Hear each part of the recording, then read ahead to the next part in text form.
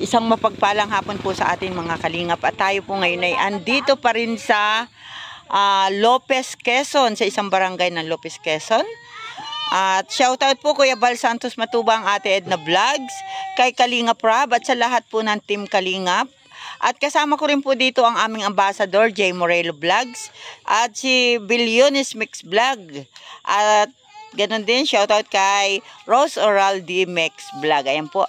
At tayo nga po ay lumampas na sa bahay ni Nanay, pero natanaw po siya ng ating ambassador na sabi niya, mayroon nga daw pong isang senior at nandito sa isang kubo. Ayan po. Ayan, andito po si tayo ngayon at atin po siyang tanungin sa kanyang mga ginagawa sa araw-araw at sa kanyang pamumuhay. Ayan. At ito po ang kanyang bahay. Ayan po. Nanay, magandang hapon po. Ayan. Ayan si Nanay. Nanay, ano pong pangalan mo? Josepina. Josepina. Reformado ako ng dalaga pa. Pero dapito na ako ngayon. Dapito, ayan. Yan po si Nanay Josepina Dapito. At nasaan na po si tatay? Nasa kabilang buhay na. Sa makabilang buhay na. Ako nga po pala Nanay, si Kalingap Lydia. Ako po ay isa sa mga charity vlogger ni Kuya Bal Santos Matubang. Ano po Nanay? At kami po ay nakarating dyan sa kabundukan, dun sa may mga ita. Kanina pa po kaming maga. Ayan. At Nanay, ilang taon na po si Nanay Josepina? 70? 76. Sa halimbuan. Ngayong ano po, February 76. Ayan po. At si Nanay po, sino po Nanay ang iyong mga kasama dito sa inyong bahay? Ito lang, at saka yung tatlong bata. Yan si tatay. Anak niya po yan. Apo niya. Apo niya, anak ng kanyang kaisa-isang anak. Ayan. At si tatay nga daw po ay nagkasakit. Ayan, kaya po tayo ngayon ay maswerteng nakita po natin si Nanay Josepina. Ayan. Nanay, kumusta po ang buhay dito sa lugar ninyo? Kumusta po? Anong pangkabuhayan mo?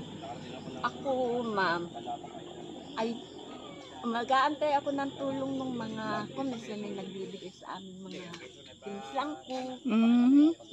Tapos may pinaaaralan pa akong isang college.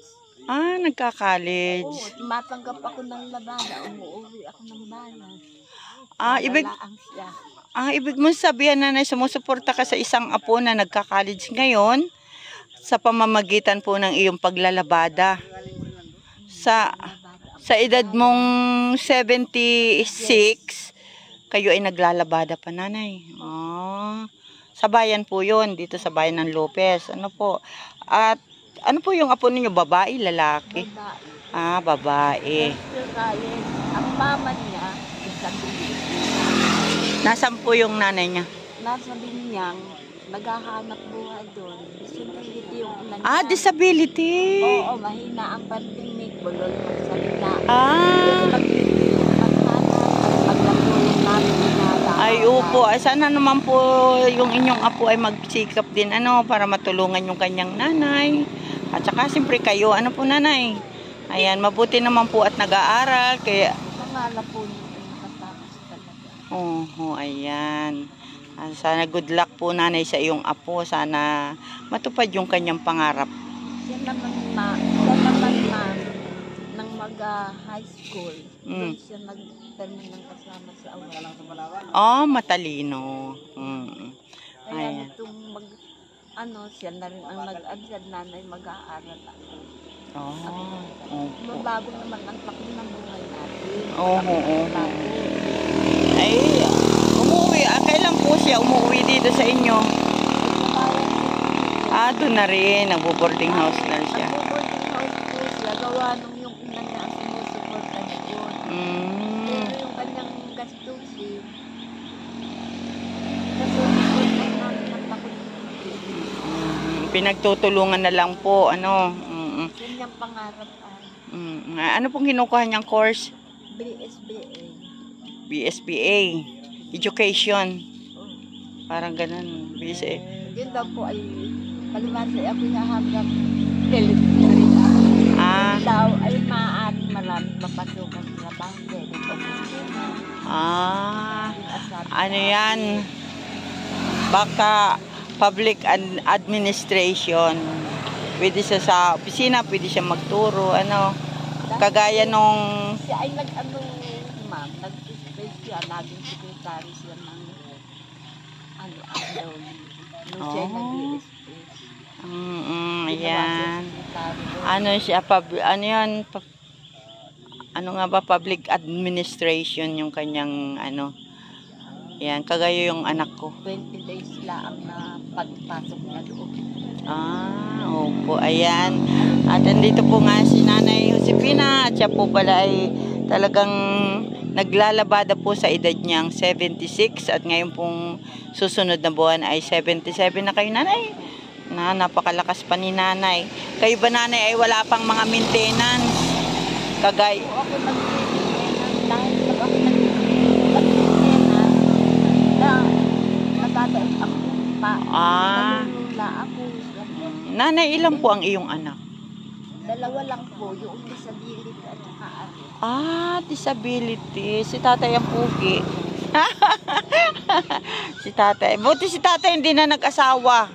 Hindi na, nang mabalo yan. 1 Mm. taon ko yung buwan na mabalo. Ay, ano pong hanap buhay ni tatay? Ay, yun, ano siya sa kay Tan, maski siya ay pahina-hina. Wala naman Opo, ayan. At mga kalingapat, nakita nga po namin ang bahay ni Nanay. Ayan. At atin po, Nanay, pwede po bang tingnan ko yung iyong bahay? Ayan. kalat diyan ko ng apo. Walang problema, Nanay, yan. Ganyan talaga pag may mga apo. Oo, may isa maglalaro sa tabing kalsada yan. Ayan po. Ito po mga kalingap ang bahay ni Nanay. Ayan, napakaliit po. Ayan. At ang mga kanyang apuhan, nandito rin po. Ayan. Nanay, paano kayo natutulog dyan? Ay, di itong 3 yun. Saka kaya dito si Pinsitin. Kami na may bini nung... Siya po yan. Labada. Ay, nagkasakit din nga yung akin yung... Yung pong batang lalaki? Oo. Hello, Tutoy. Hello. Tutoy. Yan po ay mga apo sa tuhod. Opo. Apo ni Kuya. Apo niya. Oo, ayan. Nanay, napakaliit naman ang bahay mo. Saan ka natutulog? Dito kaming maglula yung... Dito. Ayan, mga kalingap, ito po ang bahay ni Nanay. Ayan ang mga natatanggap niyang 2 ito. Yung isang yung maliit na kaari. Yung mga natulog. Magagaling. Nanay, yan yung apo mong nagka-college na? Yung nasa taas? Hindi po. Hindi. Ipapakita ko sa inyo, ma'am. Ang gaganda naman, Nanay, ng iyong apo, mistisa. Ayan, ito po mga kalingap ang bahay ni Nanay. At sila po ay maglulula dito at kasama rin po niya si Kuya na kanyang panganay na anak na siya po ay matagal nang nabalo hanggang ngayon di po nag-asawa. At yun nga pong asawa niya namatay daw ng ang kanyang anak na kaisa-isang anak ay 1 taon at 7 buwan pa lang. Ito yun nung lumaraduate siya ng grade 8. Ayan, at ito ang yan kanyang... naman hindi nakagraduate ng grade 10 gawa ng pandemya. Opo. Ayan, ito po yung mga apo na nilula sa tuhod. Ano, Lula? Naiso, sama-sama po sila. At nasaan ang mga... nanay nila, nasaan? Nasa Laguna nga. Yung nagtatrabaho ba? Bago lang ang punta ron. Mag-business online daw siya. Ganun po pala. Pag-graduate na namin ng grade 12 yun ay napilitan yung mga nag-graduate yan itong pandemya. Oo. At tapos ito may mga anak na siya. Itong tatlong ito? Nag-aaral ng grade 1 yun, ay grade 3, ay daycare. At naiwan sa Lulu at Lula. Ayan. Ay, nasaan po ang kanilang ama, Nay? Hindi na nabalik dito, nasa Visayas. Inabandon na sila ng kanilang ama. kawawa naman. Ayan po mga kalingap. Ito po ang bahay ni nanay. Lusutan po. Paano nanay pag naulan? Saan kayo siksik? Pag nabagyo, nakikilipat kami rin sa kabila. Opo. Ayan. Masama. Nanay, di ba ito ay highway pa yung inyong tayo ng bahay? Hindi naman na po ito. Hindi na. Ayun. Ayun po nanay doon. Kaninong lote yun? Sa inyo din? Hindi po. Nakikitira lang po kami dito. Nakikitirik ng bahay po. Hindi naman kami pinaupan na. Hindi sa pool na nung maibinta itong lupang nakatira na kami rito. Ito po yung akin. Yan po yung apo niyang nagkakalis. Nasa ng Durabox yung maradil siya ng grade 12. Ayan, ito po si Lola. At ang kanya pong mga apo. At ito daw pong mga batang ito ay hindi na binalikan ng tatay ay na nasa Bisaya. Ayan, ito po ang tulugan nila. Ito tulugan ni Lola kasama yung apong lalaki. Yan po ay mga apo na sa tuhod. At ito ang nanay natulo dyan marami kang damit. Dito. Tulo. Tapos yung maglululo dito. Yan. Salamat na lang at may lulu at lula ang mga batang ito. At ang nanay po nila ay naghahanap buhay. Yan, iniwanan sa lulu at lula. Yan. At salamat po. Namin dito, ma'am. Okay lang yan, Nay. Nagkakayas ako at iihaw-ihaw din. Nabili rin ng ting-ting. Basta magpapagtirahan po, ma'am. Nang kaya ko nagawa ako. Yan. Nanay, tatanungin po kita. Kung kayo po nanay ay may panawagan o hilings kay Lord, ano po yung inyong hinihiling? Ang hiling ko po kay Lord, abaang ako ng buhay. Para makita ko sa paglaki itong aking mga apo at makita ko yung aking isa-isang apo rin ay walang ama. Anak sa pagka. Dalaga. Oo. Ayan. Kaya ang pangarap niyan, nanay makatapos ako at mabigyan ko kayo ng maganda. Ito po nanay, yung apo mo na may disability yung nanay niya. Na ngayon, siya ay naghahanap buhay din sa Laguna. Alaga niya mga aso, pero ang baba ng kanyang sweldo. Dahil mahirap pong i-ano sa kwan ay gawa nung pag hindi talaga matutunuhan ng kanyang kasama. Ay mahirap dahil mahina ang pandinig. Mahirap yung pala. At least nanay, nagsisikap siya para sa kanyang anak para makapag-aral. Ayan, at ang kanya po palang anak, mga kalingap, ay isang PWD. At nagkaroon po siya ng anak sa pagkadalaga. Siguro sinamantala.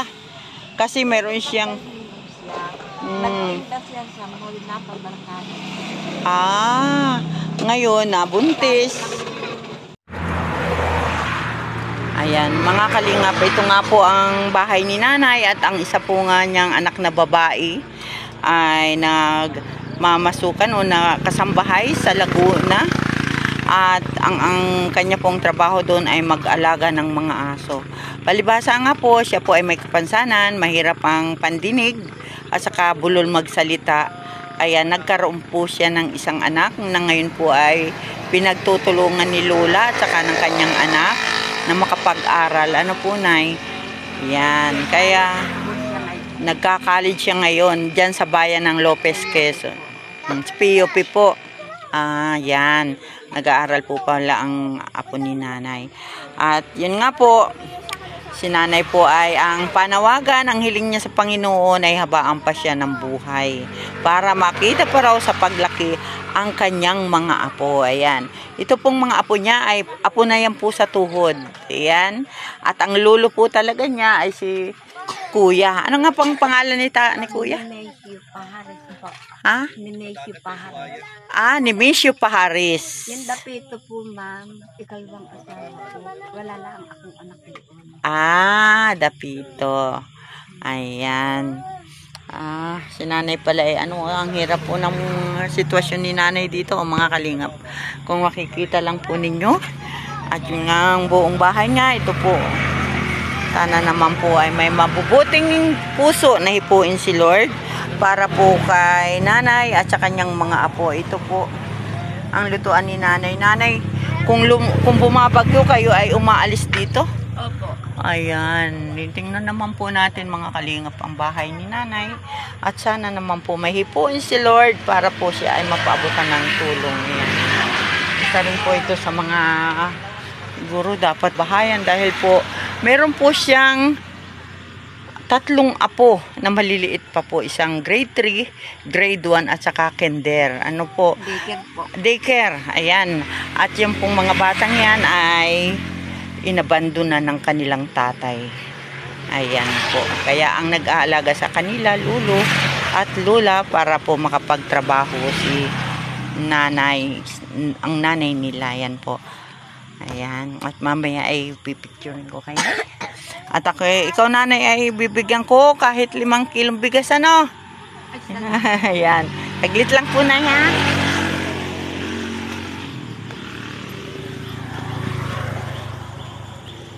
Pahingi nga po ng ano, pangsaing ni nanay. Oo, walang talaga. Pagsaing nanay. Pangsaing ni nanay. Ayan, nay. Nay, pagpasensyahan mo po yung aming dala-dala, no? Ayan si nanay. Nay, ba't parang ikay naiiyak? Iyak po si nanay. Ayan, salamat po na yan. At kayo ay aming nadaanan. Ano? Salamat po. Huwag kang dasal lang, nay. Ano? Dasal lang. Yun lang nga naman po ang hihabaan pa ako ng buhay. Para doon sa aking mga apo at doon sa aking apo sa aking talaga. Sa kanyang apo na nagka-college ngayon at sana nga ay magsikap siya para makatapos ng kanyang pag-aaral. Ano? Ayan. At nanay, yung iyo pong mga apo, maraming salamat at ikaw ay napakabuting lola at nag-aalaga ka pa talaga ng iyong mga apo. Ano? Sa edad mong 76, ngayon ay magsi-77 na, naglalabada ka pa rin. Ano? Ayan. 77 ako, 3 ng February po. 3 ng February. Ay, ano. Kasi Talaga po po, 19 February. ayan po si Nanay Josefina at maraming salamat po. Nagka-college naman na ngayon. Ayan, salamat po nanay. At ito po ang bahay ni nanay. O ayan, mga kalingat ko, makikita lang po ninyo ang loob ng bahay ni nanay. Ayan, ito. Ayan, ang kanyang pamingganan at ang kanyang mga apo. Ayan, ito po, wala nang bubong. Tanggal na ang bubong. At trapal na lang ang bubong dito sa kabila. At doon po sa loob. Ayan, kitang-kita po ang loob. Ayan. Ayan. Yan po ang itaas ng bahay ni nanay. At yan po sila natutulog na maglulula. Ayan po. Ayan. Muli po, maraming salamat po. Shoutout po sa aking mga kasama. Si Ambassador J. Morelo Vlogs, Billiones TV. At ganun din po kay na Kuya Bal Santos Matubang, Ate Edna Vlogs, kay Kalingap Rab, at sa lahat po ng Team Kalingap. Maraming salamat po. At suportahan mo po ninyo ang aming mga upload video. Ayan, salamat po. At ito po si Kalingap Lydia na nagpapasalamat sa inyong lahat. Bye-bye.